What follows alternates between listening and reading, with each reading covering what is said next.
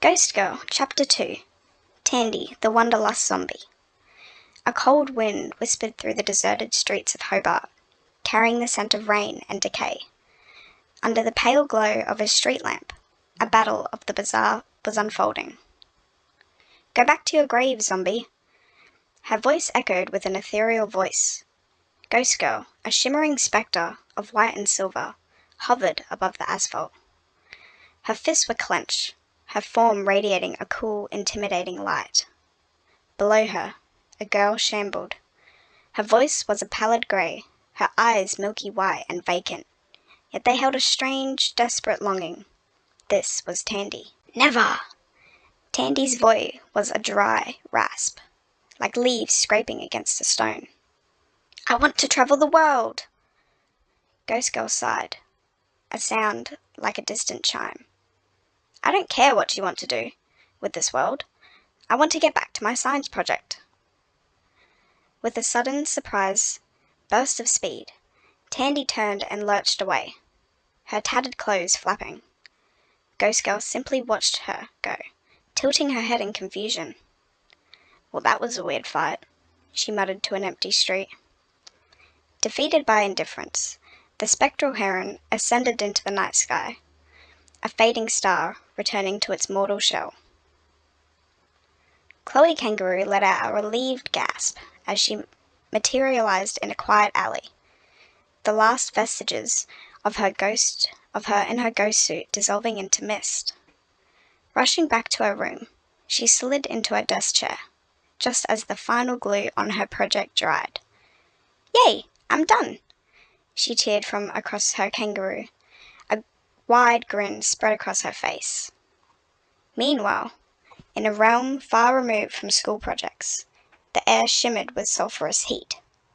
Hades, lord of the underworld, reclined in a bubbling spa of magma, a damp towel over his eyes. The peaceful ambience was shattered by the clumsy footsteps of a returning minion. Tandy shuffled into the cavernous chamber. "Well, how did it go?" Hades asked, not bothering to look up. "You were right," Tandy rasps. Ghost Girl showed up. "Excellent," Hades purred, removing his towel. "Tonight, zombie, we attend a monstrous party, a gathering to collect new followers. You'll love it. It's all you can eat. Brains." Tandy's milky eyes scanned the empty throne room. "Where are the other two?" she asked, referring to ghostly monster and the fire demon. "Spying on a certain troublesome individual in afterlife world for me," Hades said dismissively. "Alex Blackwood requires monitoring." "Do you want me to go after Ghost Girl again?" Tandy asked, ever the vigilant employee. Hades paused, a wicked idea forming. "Huh? Oh, yes. I want you to fight her again. Be a good zombie and be a persistent nuisance. It's a perfect distraction." Back in the human world, Chloe was beaming with the pride in her classroom. "My project is a fire saver for families," she explained confidently to the class. "When flames are detected, it automatically activates, using water from your rainwater tank to douse the fire." Her teacher, Miss Summers, nodded, impressed. "How does it work?" "Thermal sensors and a pump system I built from old computer parts," Chloe said, unable to hide her pride. "Good work, Chloe. You've earned an A+. "Thank you, Miss Summers." Chloe's joy was short-lived. A movement outside the window caught her eye. Her blood ran cold. The zombie. Again. "Come on, not now," she whispered in despair. A scream ripped through the room. Madeleine Saurus, the school's resident bully, was pointing a trembling finger out the window. "A zombie?" Panic erupted. Miss Summers, to her credit, remained calm but firm. "Everyone, evacuate calmly. Go straight home. Do not let it eat your brains." The classroom emptied in a chaotic stampede, leaving only Chloe behind. Every time, she groaned to herself. Every time I have something important going on. Ducking into a supply closet, she whispered her incantation. The familiar chill of her transformation swept over her. In a flash of light, Chloe was gone, and Ghost Girl soared through the school halls and out into the open air. She found Tandy menacing a terrifying Madeleine, who was cornered in an alley. "Leave her alone," Ghost Girl commanded, landing between them. "You can't eat her brain. She's a vegetarian." In a blur of motion, she scooped up the stunned girl and flew her to safety a few blocks away. "You're safe now," Ghost Girl said gently. Madeleine, for once, was speechless, just stammered. "Thank you, Gigi." "Anytime." With that, Ghost Girl shot back into the sky, her patience wearing thin. She hovered before Tandy, her glow intensifying with anger. "Listen here, zombie. Today was important for my grades. You were getting your undead butt kicked out of Hobart. By me." "Never," Tandy insisted. "I have a job to do." "A job? What job?" "The job is to destroy Ghost Girl." A laugh, like ringing crystal, escaped Ghost Girl. "Who hired you for such a stupid job?" "Hades." The laughter grew louder. "Hades? Hades doesn't exist." "He does exist," Tandy insisted, a flicker of anger in her dead eyes. "Of course you'd believe that," Ghost Girl chuckled. "You're a monster." That was the wrong thing to say. A quick flash of genuine hurt crossed Tandy's face, quickly replaced by rage. Seizing the opportunity, Ghost Girl didn't throw a punch. Instead, her form became into a pure energy as she shot forward, phasing directly into Tandem's zombie body. Tandy's eyes went wide with shock and violation. "Get out! Get out of my body!" But Ghost Girl was in control. "This is so much fun," she shouted with Tandy's voice. She began lurching wildly, crashing into walls and lampposts, using Tandy's body as a wrecking ball. "I'm enjoying the tour!" Just as suddenly, she ejected herself, leaving Tandy dazed and disorientated, cartoonish stars spinning around her head. "Now," Ghost Girl said, her voice dropping down serious, icy tone, "get out of my town." Defeated and humiliated, Tandy could only stumble away, back towards the hidden paths to the underworld. Later, at the Hobart police station, Chloe slumped into her father's empty office chair. "What a day," she breathed out, exhaustion finally claiming her. Seeing a spare terminal, she logged in, with her dad's credentials, a secret he definitely didn't know she had, and opened a new document. The header read, "Analysis of the paranormal phenomena and the emergence of Ghost Girl's entity. 1,000-word report."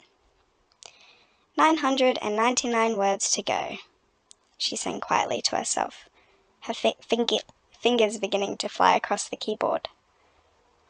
While Chloe wrote, a different party was underway. In the grand ballroom of Afterlife World, monsters of every conceivable shape and size mingled. The atmosphere was tense. Suddenly, the doors burst open, and Hades makes his grand entrance. "I have arrived," he boomed, "to formally welcome you all to my new regime. You will all serve me." A large, hairy Yowie stepped forward. "No, I'm not going back to the human world. Not after Van Helsing hunted me down. I won't serve you." "You will serve me," Hades roared, his composure cracking. Tandy now returned, pointing a shaking finger. "Look, it's because of Ghost Girl. She's making a fool of you other minions." Angry murmurs spread across the crowd. A slit-mouthed woman growled, "Hades, this is all your fault." My fault? How? He snapped. The human world is terrified of everyone in this room right now, all because of your schemes, a highway monster yelled. The tension was shattered as the ghostly monster and the fire demon came scrambling into the ballroom, terrified. She's coming! They screamed in unison. Right behind them, flowing through the wall with an aura of immense power, was Alex Blackwood, her lies locked onto Hades. Hi, Hades. Tandy, she said, her voice dangerously calm. I don't appreciate being spied on. Tandy immediately pointing an accused finger at her boss. It was his idea, not mine. I know, Alex said, a low growl rumbling in her chest. Run, Hades, run. Without a second thought, the Lord of the Underworld turned and fled, his grand party and his dignity left in ruins. The next day at school, a tentative peace had settled. Madeleine Cyrus had furiously updated her Ghost Girl fan blog when Chloe approached her and sat next to her. What do you want, kangaroo? Madeleine sneered, though it lacked usual venom. I want to be friends, Chloe said simply. Madeleine barked a laugh. A friend? Last I checked, I'm the school bully. I know, Chloe replied, meeting her gaze. But I'd like to just put that all behind us. Start over. Before Madeleine could form a retort, the air in front of the whiteboard tore open with a sound like a ripping velvet. A shimmering, chaotic doorway to the afterworld materialized. Dozens of minor ghosts and spooks poured through, cackling and screeching, sending students diving under their desks. Madeleine shrank back down. I really hope Ghost Girl's on her way. Chloe sighed, the weight of her double life pressing down on her. I need to find somewhere to change. Right now. What did you say, Kanga Nerd? Where are you going? Madeleine demanded. To get help, Chloe stated, already moving. You'll always be a nerd, Madeleine called after her, a reflective insult born of fear. In the sterile silence of the girls' bathroom, the transformation was swift. Ghost Girl flew back through the solid wall of the classroom, a blazing avenger. Hey, Ghost, she announced. You're not allowed to be in here. One of the spectators turned. It was the book ghost from the park. You! It screeched. Get in line, bookworm, Ghost Girl quipped, launching into a whirlwind of action. She was a blur of light and motion, phasing through attacks, delivering stunning blows, and one by one, hurling the shrieking spirits back through the dimensional rift. With a final sucking pop, the doorway sealed shut. A stunned silence fell. Then cheers. Madeleine looked at her with genuine awe. Yay! Great job, Ghost Girl! Thank you, Ghost Girl said, offering a small smile before flying through the ceiling, leaving the students to wonder. As she flew over the rooftops towards the secluded spot to change back, a sudden thwip sound echoed. A rope, tipped with a custom arrow, snaked around her ankle and yanked her violently from the sky. She landed hard on a deserted road below. A figure emerged from the shadows, clad in forest green and brown, a hood obscure in their features. They carried a sophisticated compound bow. Ghost Girl struggled against the bonds. Who are you? The figure lowered her hood, revealing a woman with sharp, determined features and eyes that had seen countless battles. My name is Ira, Robin Hood. Some call me the Green Hood. And who are you? I'm Ghost Girl. Ira smirked. Ha! A ghost and a hero? Interesting. She approached and deftly untied the rope. You're free. Why are you in my town? Ghost Girl asked, rubbing her ankle. I'm looking for someone. My old flame, Maid Marian. I've tracked her this far. My dad's a policeman here, Chloe's voice came from the spectral form, a hint of her true self peeking through. He can help you find her. Ira's eyes softened lightly. Thank you. But first, Ghost Girl said, I need to change back. Turn around, please. Ira politely turned her back. There was a soft flash of light. I'm done. Ira turned back around and her jaw dropped. Standing before her was a petite 15-year-old girl in a school uniform. You're a child? Chloe stood up, straight, a defiant glint in her eye. I'm 15, and the youngest superhero in Tasmania, as far as I know. Now, let's go, Miss Hood. The station is this way. At the police station, they met by a friendly officer. Hi, Chloe. Here to see your dad? Is he in? Chloe asked hopefully. Sorry, sweetie. He's out on a call. Chloe's shoulders slumped. She turned to Ira. I'm sorry. Another dead end. And then, a custom ringtone, a lute playing a heroic tune, chimed from Ira's belt. She answered her communicator. Go for Robin. A frantic, filtered voice came through. Robin, I need backup. These guys are tougher than they look. Sending coordinates. On my way, Ira said, her voice all business. She snapped the communicator shut. Is everything all right? Chloe asked. I have to go. A team member needs help. Chloe nodded, understanding the call of duty all too well. Anytime you need help, just call. Superheroes need backup sometimes. Ira offered a genuine smile, the first real one Chloe had seen. You're wiser than your years, kid. Goodbye, Chloe. Goodbye, Robin Hood. See you around.